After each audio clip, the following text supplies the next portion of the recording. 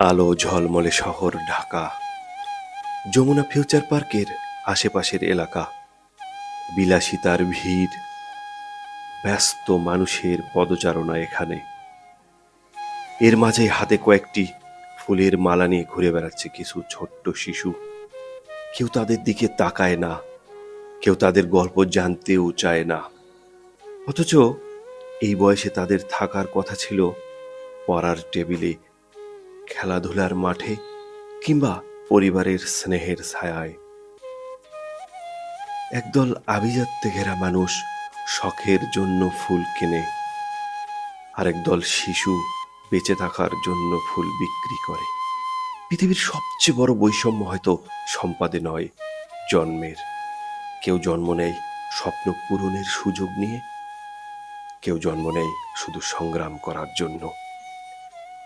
নুন আনতে পান্তা ফুরায় এমন কোনো এক দরিদ্র পরিবারের এই ছোট্ট নিষ্পাপ হাতগুলো ফুল বিক্রি করছে। কিন্তু হয়তো তাদের নিজের জীবনেই আজও কোনো ফুল ফোটেনি।